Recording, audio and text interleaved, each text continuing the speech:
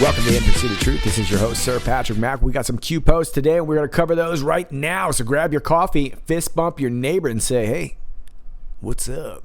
And let's go.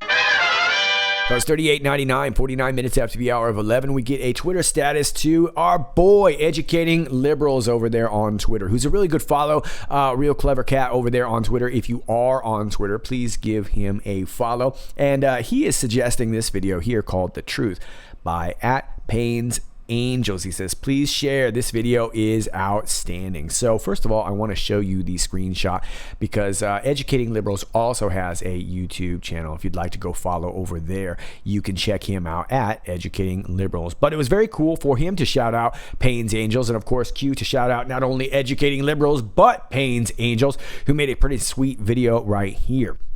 And this is his video, Panic is the Contagion by Payne's Angels. And I'm actually going to play this for you at the end of our video today. So if you haven't checked it out, don't worry about it. It's going to be at the end of this video. But it's pretty sweet. It's got a little hoorah in it. And I would appreciate it if you went over there and gave both of those cats some loves. Shouted them out. And let's move on. Post 3900, 7 minutes after the hour of 12. We've got this picture right here. Department of Justice, Office of Justice Programs. This is their seal here. Qui pro domina justitia sequitur. That is Latin for justice, all up in your face.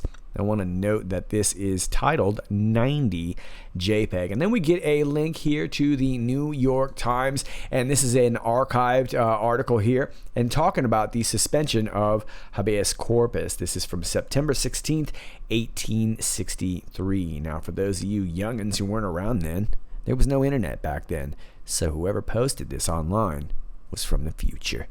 Yeah. 1863, that would have been Abraham Lincoln, right? Now I'm just going to turn you on to the highlighted part that I want to turn you on to here, whereby the authority of the President of the United States, military, naval, and civil officers of the United States, or any of them, hold persons under their command or in their custody, either prisoners of war, spies or aiders or abettors of the enemy, or officers, soldiers, or seamen enrolled, drafted or mustered or enlisted in or belonging to the land or naval forces of the United States, or as deserters therefrom, or otherwise amenable to military law, or to the rules and articles of war, or the rules and regulations prescribed for the military or naval services by the authority of the President of the United States, or for resisting a draft, or for any other offense against the military or naval service. Now, therefore, I, Abraham Lincoln, President of the United States, do hereby proclaim and make known to all whom it may concern that the privilege of the writ of habeas corpus is suspended throughout the United States in the several cases before mentioned. Okay, so that sounds like pretty big stuff, right? It's been a while since 1863, and of course those were some pretty troublesome times back then too. So this suggests that something very big is coming, which we all already know. Most of us are at home under lockdown, on quarantine, and no matter what you feel about the coronavirus, it's obviously something big going on, right? Whether it's the virus itself or activities because of the virus, we could speculate for days. But the fact of the matter is that it looks like we are set up for some big times ahead. Now, the next link here It's to uscode.house.gov, and this is the link here. We're talking about Chapter 115, treason, sedition, and subversive activities. And really all this does is just explain all this for you here. We're not going to go through all that because Q is pointing us out right here. Oddly enough, all of these are listed at the beginning with the number 23. 2381 being treason. 2382, misprision of treason. 2383, rebellion or insurrection. 2384, seditious conspiracy. 2385, advocating overthrow of government. 2386, registration of certain organizations. 2387, activities affecting armed forces generally. 2388, activities affecting armed forces during war. Remember, POTUS has said that I'm basically a wartime president. 2389, recruiting for service against the United States. And 2390, enlistment to serve against the United States. Okay. So for those of you who are newer to QAnon, this is essentially what we're up against here. And we've seen this through our mainstream media. We've seen this through our DOJ, our FBI, our intel agencies, all our alphabet agencies. We've seen this really for the last few years. We've seen President Trump at least make his best attempt to clean this all out. But the fact of the matter is that we have a lot of American citizens and, of course, foreign citizens, too, that are guilty of all this. Of course, most of this is referring to American citizens, right? We are talking about treason. We're not just talking about treason. We're talking about bacony treasony. Anyway, I wanted you to note that this JPEG was entitled with a 90. And of course, that got me thinking of this. Thanks to Lisa Mae Crowley, who put this graphic up. This was post 3525 from July 27, 2019, also entitled 90. And that's James, nobody's homie, Comey, standing out in his cornfield. He's out standing in his field, in his corn, for to be cut. And this was right before what we perceived to be the 93 days of darkness. You can see right there down at the bottom was the corn ripe for harvesting. It is now. And, we've speculated over the corn references. I've made a few videos on that topic. So if you're new and you're not sure what that means, that's okay. I would suggest going back over some of my videos. And you'll see in the thumbnails, if you just go under my video section, that I've made a few of them. You'll see pictures and references to corn, and you'll get at least a good idea of what we may be talking about, right? But I do suspect that we are talking about Chinese infiltration, oddly enough. I would suggest checking out my video entitled 42B, literally the number 42 and the letter B, if you want to check that out. So that seems to match up with James, nobody's homie, Comey. Oddly enough, he spoke up on Twitter. He's looking a little rugged. Unsure how to use Twitter now. No, you're not. No, you're not. Don't know enough to tweet about COVID-19. Don't want to tweet about Trump. Instead, I will try to spread things useful, comforting, or distracting, rather than contagious during a really hard time. Today, I'll start with my social distance selfie. All right, well, that was nice. He tweeted that right at 8 a.m. for me. And interestingly enough, he used the term comforting because we got ourselves a ship out there in the New York City now from San Diego, the USNS Comfort. This is from Spectrum News, and Lisa Mae caught this. Thanks so much, Lisa. Trump said the U.S. Navy hospital ship, the USNS Comfort, will depart for New York City on Saturday and arrive at Pier 90 on Monday. I know, right? Because the picture and the pier it's the same. So, is James nobody's homie Comey getting a little comfort right now aboard the USNS Comfort? Well, it's too early to tell, but it's a great segue for 3901. 15 minutes after the hour of 12, we see my favorite picture of the American flag that plays with my eyes. Does it play with yours too? It's like you can just see the layers inside that picture. Anyway, we're defining patriot and traitor, which we've done before. Q is just reminding us this was from February of 2018, and it's entitled with a DWS. Probably nothing to do with Debbie Wasserman Schultz, but still pretty cool. Anyway, we're talking about patriots and traitors, and we were just talking about James Comey and that odd little connection right there, and I wouldn't be surprised if he was getting a little coaching from this guy right here. Yeah, Barack Hussein in the membrane Obama, who posted this at 7 o'clock for me on March 26th. Here's a useful overview of the likely scenarios that the world will be facing in the coming months while managing this pandemic. So much depends on our ability to make good decisions going forward, along with our ability to remain resilient. Maybe our ability to remain silent. But that's not the most curious thing about this, that disturbing picture right there. But it gets more disturbing when you turn it upside down. Oh, wait a minute. It's gotta see it. It does. That's a see it right there. I know. So is Hussein in the membrane saying something to James, nobody's homie Comey? Well, that is just a supposition. But I find it very, very curious. I find the post very, very curious. And I also thought that Lisa Mae Crowley's find was Also very curious, but we do know that the comfort is out there in New York as to who is actually on it, what's going on over there. I would rather wait for some people who have actually had some experience or had some actual contact or communication with people on that ship to really be able to figure out what is going down. But it is most certainly curious and definitely worth sharing. Before we move on, I want to point out that for many of you in the United States, James Comey's tweet would have come in at 9 o'clock p.m. So that would be another 9-0 for you there, depending on what time zone he's in. Hint, hint, wink, wink. Now, I don't know what time zone Obama was in, but it looks here that it was a day before, an hour before. He could have been in a different time zone, meaning it could have been 9 o'clock for him as well. So that would be yet another 9-0 reference. And of course, we were just talking about treason in post 3900. And of course, I picked up on the titled 90 JPEG reference. But big thanks to Lisa Mae Crowley, who spotted that the USNS Comfort, which James Comey just mentioned, is docking at Pier 90. I'm sure it's all coincidence. And for those of you demanding that I change my time zone to fit yours, the answer is no. Post 3902, 17 minutes after the hour 12. Post 513. This is from January 8th, 2018. Pretty simple message. Listen. Important. No private comms, past, present, or future. Meaning that QAnon's not sliding into your DMs. Didn't do it last week. Ain't gonna do it today.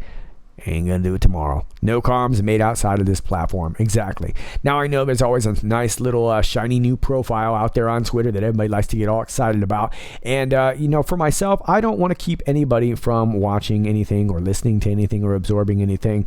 You are free to watch whatever you want. And if you're getting some sort of quality out of it, then keep following it. And if you're not, don't. And it's the same rules with my channel too. If you're not digging what I'm saying, just move on. But at the end of the day, I'm not going to spend my time investigating other content creators. Don't ask that of me. Most certainly don't demand it of me. I don't owe that to you. I'm going to say that again for the hard of hearing. Don't demand it of me. I don't owe it to you. My job is to get pursuity on QPOs and topics that I choose on my channel. That's why I started my channel, so that I could do the things that I wanted to look into, things that I thought would be compelling. And that's not researching other content creators. I'm not here to do that. You got to decide. Be careful who you follow means exactly that. But Q is saying that there are no private comms, meaning that QAnon is not communicating privately outside of 8kun. No comms made outside of this platform. Figure it out. Let's move on. Post 3903, 30 minutes after the hour 12. We get this right here in brackets. Infiltration instead of invasion. That sounds familiar. Give this a listen. And there is very grave danger that an announced need for increased security will be seized upon by those anxious to expand its meaning to the very limits of official censorship and concealment. That I do not intend to permit to the extent that it's in my control. And no official of my administration, whether his rank is high or low, civilian or military, should interpret my words here tonight as an excuse to censor the news, to stifle dissent, to cover up our mistakes, or to withhold from the press and the public the facts they deserve to know. For we are opposed around the world by a monolithic and ruthless conspiracy that relies primarily on covert means for expanding its sphere of influence, on infiltration instead of invasion, on subversion instead of elections, on intimidation instead of free choice, on guerrillas by night instead of armies by day. It is a system which has conscripted vast human and material resources into the building of a tightly knit, highly efficient machine that combines military, diplomatic, intelligence, economic, scientific, and political operations. Its preparations are concealed, not published. Its mistakes are buried, not headlined. Its dissenters are silenced, not praised. No expenditure is questioned, no rumor is printed, no secret is revealed. No president should fear public scrutiny of his program. For from that scrutiny comes understanding, and from that understanding comes support or opposition, and both are necessary. I am not asking your newspapers to support an administration, but I am asking your help in the tremendous task of informing and alerting the American people. So there you have it. We've known for a long time that a powerful nation like the United States is never really going to get invaded. There's too many of us. We're a big country. We're a powerful country. And that would be a pretty rough go for just about anyone. But if you really wanted to overthrow the United States, you got to do it in all its systems, just like that pesky little snake. Right? You let it in and it gets infested into all your different administrations, your police force, your law enforcement, your medical system, your educational system, all of it. We've talked for a very long time about how that all works, and we get the idea. And it's right about time that this whole nation gets a nice fat shot in the arm. Ladies and gentlemen, those are your Q posts, and I'm going to go back to my research on the bite. Thanks to all of you who have been responding. Boy, I've been overwhelmed with a lot of responses, particularly from the scientific community. And I was really, really humbled and very thankful to see so many people wanting to contribute. Obviously, there were some mistakes that I needed to correct. Thankfully, they weren't really big ones that took you away from the narrative, but so many people were saying, hey, Patrick, I really think that you're onto this, and wanted to contribute. So there's a lot to sort through. Please understand that that's probably going to be a series. I'm probably going to make a couple of videos.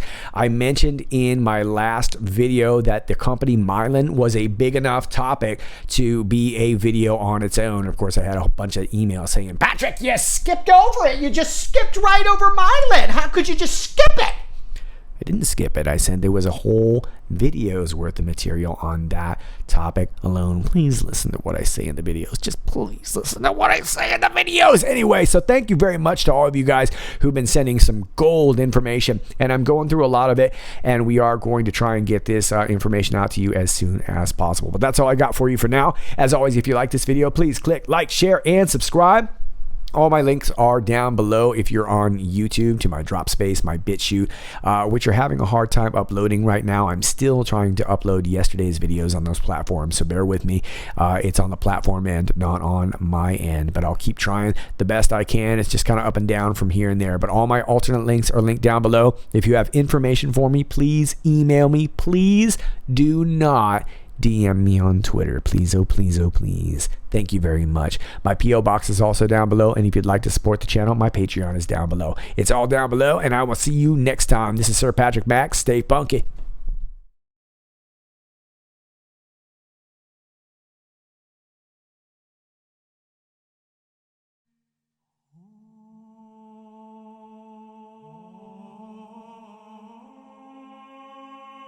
Although this virus may be very real, the panic that is being created is completely unwarranted. Crashing the market, frightening the citizens, and stressing out the population, all because a bunch of sadistic assholes want Trump out of office before he exposes their crimes. Somehow, they even managed to create a shortage on toilet paper products when there's not even one intestinal symptom to this virus. The media and the Democrats are playing us like a bunch of puppets, and all this is doing is revealing people's greed, pettiness, and selfishness. Meanwhile, while you wealthy liberal do-gooders smile as our economy falls, and the events around the country shut down, the people that you claim to care about no longer get tips at work. They no longer get customers in their small businesses, and are no longer able to pay their rent. I remember how the last pandemic went down, and Obama was a failure compared to how the president has handled this. No matter how you spin it, Trump was on top of this as well as anybody could have been. He took control of a black swan that nobody ever expected. It is damn well obvious that if Trump could walk on water, you snowflake traders would just say he couldn't swim. Whether you like him or hate him, you think this would be the time to drop the political charade and be part of the solution instead. Every Democrat politician and mainstream media source referred to this virus as the Wuhan or the China virus, and the internet is filled with examples. Yet you self-righteous media monkeys virtue signal us and call us racist. You have quite literally started getting your talking points from the Chinese Communist government-run media. You have to ask yourself, how and when did China get so much power over our country? However, none of this even compares to the actions of the drunk babbling harpy and her liberal sycophants. You act as if our president is not doing everything he should, and you blame him for your slow crawl. If there was ever a time where we need to work together for the people, it is now. The bill that goes to Senate should be fast, to the point, and clean. And somehow you think it's okay to add things like abortion funding into this bill, something that you know conservatives cannot be more against? This is political extortion and just another example of how little people matter to you. This means one of two things. You either have zero empathy for the common man, or you know that this pandemic is not as dire as you claim. While you think the majority of the population is falling for this ruse, let me tell you what the people are really noticing. We notice that the media is completely dishonest, creating panic when our leader is trying to create calmness. We see how the media is more focused on political semantics and disrespecting our president than they actually care about the threat. We realize that we are dependent not only on supplies from another country, but a country who was our enemy and started this whole problem to begin with. We realize that our economy is too easily influenced by a few wealthy people, and we have a Federal Reserve System that does not care about uncontrollable circumstance. We see that the elite will happily watch us suffer for their needs, knowing that their financially secure situation can ride this pandemic out. We are becoming aware that colleges can be done from home and the expenses associated with higher education can be reduced to necessity without other needed costs. But most importantly, we realize how much we rely on others to survive it all. My friends, the truth lies in the reality that you see and hear in your daily routine. No matter how much the media tries to convince you otherwise, the truth is always in front of you, behind you, and around you. If you just turn off the television and the media for a few days, you will see the reality without the confusion of indoctrination and forced perspective. Take this quarantine and make the best of it, understanding that not all is what it seems. Put down your phones, enjoy the time with your families, and get to know one another again. Write the book that you've always talked about. Paint a work of art. Just enjoy the things that we have taken long for granted. These were the things that God wanted us to focus on anyways. This is a subtle opportunity to unplug ourselves from the economic and social matrix that we have become oblivious to. This event does not have to be something that holds us captive to fear. It can be a reminder of how fragile mankind can be, and something that brings us closer to things that are more important. It's a moment of humility as we start to notice again all the hardworking people that remove our waste, stock our grocery shelves, truck those goods across the nation, and grow our food from the seed. It is an opportunity to once again come together as a nation run by people rather than the people who are run by a nation. A chance to break the chains of a government-controlled world and once again become the many great nations under God.